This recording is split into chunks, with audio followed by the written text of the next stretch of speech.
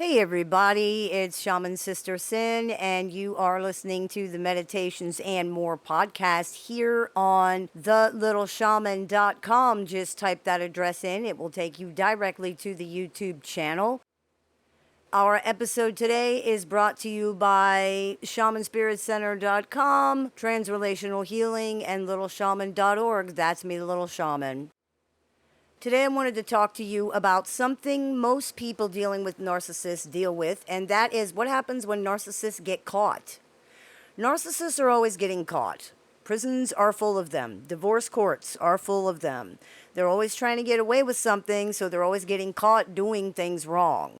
You would think somebody who invests so much in this kind of behavior and has so much practice would be better at it, but many narcissists really are not very good liars or schemers or cheaters at all. They tend to have huge blind spots and often fail to foresee things that would be obvious even to a kid. Their stories and plans are often poorly thought out and badly executed, and this combined with their egotism and overconfidence in their own abilities very commonly creates situations where they get caught at whatever they're trying to do. It could actually almost be funny sometimes if it wasn't so terrible, and sometimes it even is still funny, though it's terrible. Many a person dealing with a narcissist has stood there like, this was your plan? You really thought this was going to work? I was going to fall for that? When we look at true crime, for example, we see many narcissists, and so often the plans and schemes that these people come up with are just absurd. They're so absurd that it's shocking, like listening to a plan devised by a 5-year-old. It's amazing that a grown adult could not only come up with it, but would actually believe it's going to work and put it into action thinking that. This is very likely a big part of how narcissists are able to get away with many of the things that they do. They, probably unknowingly in many situations due to their lack of empathy and self-awareness, leverage people's inability to believe that an adult would do these things or think these things or say these things. It's just unbelievable. Many times it seems that these quote-unquote master manipulators are really just benefiting from people's inability to believe that somebody would lie like that or that somebody would do those things, especially in situations where the lie is very blatant or fantastical. People just can't believe an adult would make that up or would lie right to their face. Ergo, it must be the truth, even if it sounds crazy or stupid or unbelievable or seems counterintuitive or makes no sense. The sad truth is, though, some adults will lie like that. They will make things up. They will lie right to your face about things that are very easy to prove. They will do things that are so stupid and obvious that you would think nobody would ever do that. They will. And the fact that they get away with it just feeds their egocentric belief that they're so smart and special and cunning, when the reality is that a lot of times people just can't believe an adult would do what this person has done. However, when they don't get away with it, this is when you see the level of dysfunction and limitation in these personalities. Far from admitting defeat or apologizing, when a narcissist gets caught, the result is very often a dizzying, nauseating, nonstop ride on a tilt-a-whirl, the likes of which people who have not dealt with that cannot possibly understand. There will be lying, gaslighting, denial, blame shifting, shame dumping. There could be rage, hysterics, tantrums, withdrawal, violence. There will be circular logic. There will be nonstop attempts to change the subject or throw red herrings out there. There will be attacks on you, your character, your sanity, your intelligence, your perception, your logic. There will be attacks on your mother's brother's cousin's girlfriend's dog that she had 5 years ago. Anything to take the focus off what this person has done. They will talk across you, around you, beside you, at you, under you, over the top of you, before you, above you, beneath you. They will run away, ghost you, stonewall you, refuse to answer you. They will shame you, blame you, game you, reframe you. They will walk 10 miles to tell a lie, but they will not take 2 steps to tell the truth. And if they do, it won't be the whole truth. The reason behind a narcissist's reaction when they get caught is both complicated and extremely simple. The mechanics behind how this manifests as behavior and mindsets can be complicated. They involve extreme denial, a flawed and faulty self-image, an inability to create and sustain self-worth, an unstable or even non-existent identity, pathological rigidity, adherence to binary polarized thinking, and plain old stubbornness. To put it simply, they won't admit it because they can't, and they don't want to anyway. As we discussed in Stop Trying to Be the Good Guy, for a narcissist to admit that they're wrong is not experienced in the same way that it is for other people. Nobody likes to be wrong, but for narcissists, this is experienced as crushing. It shakes their entire foundation of reality and their sense of who they are. Yes, this sounds dramatic and stupid. It is dramatic and stupid, but it's also the truth. Remember, something being hard to believe or sounding ridiculous does not make it untrue. And if dealing with narcissists teaches us anything, it's that. This is one of the reasons they can seem so delusional. The arguments that they're forced to make in order to keep denying things at a certain point can become insane. For instance, a narcissist caught red-handed by undisputable evidence might accuse you of framing them. And it's like, okay, this is not Perry Mason. Like, we're not in Law and Order SVU. We are standing in our living room, and it's just you and me. Why would you even say something like that? Who are you trying to convince? There's not even any audience here. And that is how we know the real audience for the narcissist's lies and denials and performances is the narcissist themselves. If they can also convince you or anybody else with what they're saying, that's great, that's gravy, that's fantastic, that's 5 stars. But the point of saying it is that they have to have some way to spin things, to be able to claim reasonable doubt, even if it sounds far-fetched and delusional to everybody else. So that way they don't have to experience the shame of being proven to have failed or done wrong or been bad. To not be the bad guy, in other words. It's about having an escape hatch, however implausible it might be, to avoid the crushing, life-threatening inability to defend themselves against shame. This is not about logic or reason, which is why it sounds so delusional sometimes. This is all about feelings. That's why these arguments go on as long as they do, and the denial goes as far as it does. This person is never going to just roll over and say, okay, kill me with shame.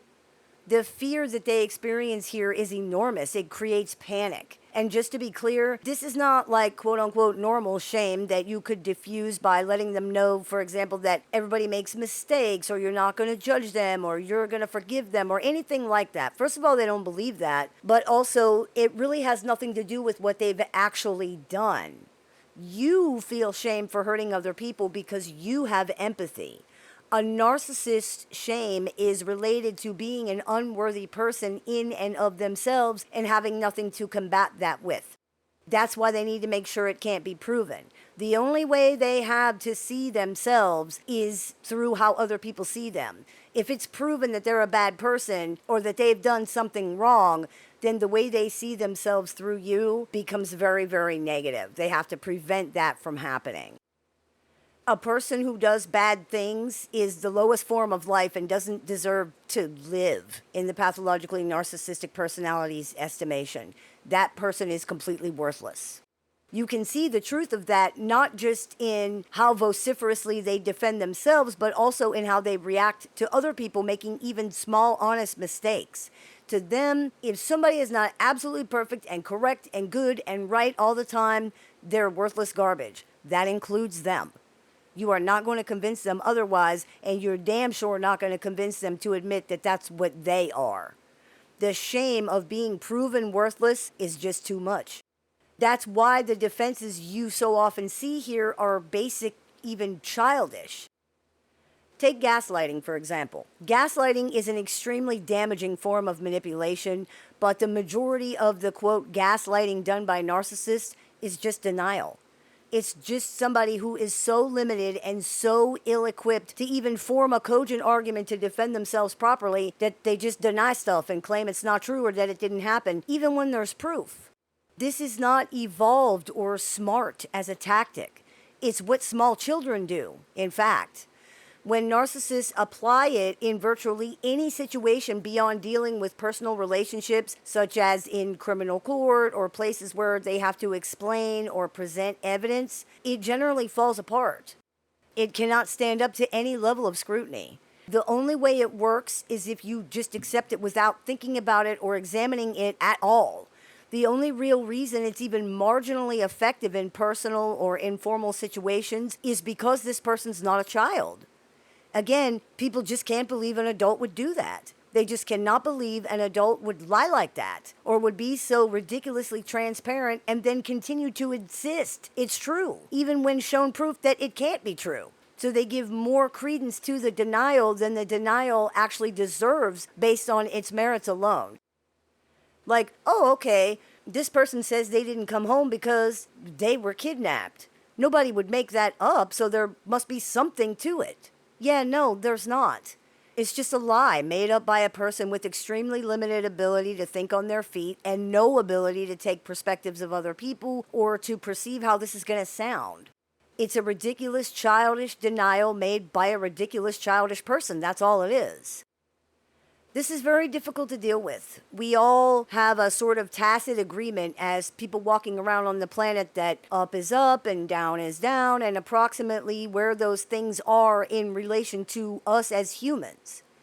When you're dealing with someone who does not behave in accordance with those basic agreements and you're operating from a place of like trying to take them seriously, things are going to get extremely confusing. That is what happens when people are dealing with narcissists. They spend so much time just trying to figure out what, if anything, this person has said is actually true. The reality is, it doesn't matter. The confusion is the key here. The fact that you can't figure this out is actually the more important part, not what the truth actually is. You're never going to get the whole truth. There's every possibility this person doesn't even know what it is anyway, and even if they do, they're never going to tell you. That's losing. That's giving away their advantage. That's vacating the power position. They're just not going to do that. You're trying to resolve the situation and communicate and have a relationship of some type with this person. They're trying to win a conflict by any means necessary.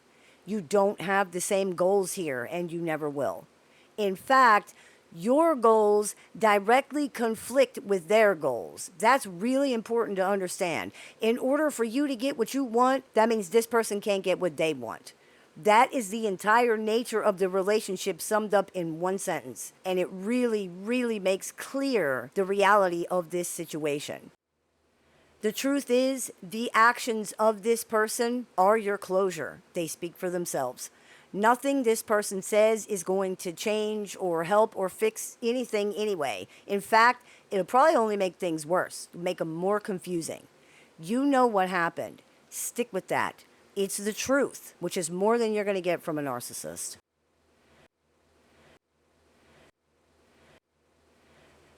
I hope this clears a few things up for you. As always, I look forward to your comments, questions, and suggestions, so please keep those coming. I take appointments online, over the phone, via text, via messenger, via email, and through Skype and Zoom for clients worldwide. So if you are interested in speaking with me one-on-one, you can visit littleshaman.org to do that. I have several books in publication, so if you are interested in picking up a copy of any or all of those, you can visit littleshaman.org to do that, or find them on Amazon.com. I teach workshops, seminars, and clinics. So if you're interested in seeing what I am running right now, you can visit littleshaman.org to do that. And if you're interested in joining our support group with access to exclusive content, weekly support meetings, and more, you can visit littleshaman.org to do that as well. You have been listening to the Meditations and More podcast here on the littleshaman.com, brought to you by shamanspiritcenter.com, Transrelational Healing, and littleshaman.org. That's me, Little Shaman. May the Great Spirit bless you. Have a beautiful day. If you've been struggling through dealing with or recovering from an unhealthy relationship with a narcissist or other toxic personality, the Little Shaman has a catalog of over 500 YouTube videos designed to support your journey from discovery to recovery. You can also find additional resources on the Little Shaman website, including tools, courses, workshops, a support group with weekly meetings, and one-on-one appointments with the Little Shaman that are open to clients worldwide. There's even an AI chatbot built and trained exclusively by the Little Shaman using her work that can answer questions 24 hours a day, 7 days a week. For more information, visit littleshaman.org. You can listen to The Little Shaman wherever you find your favorite podcasts.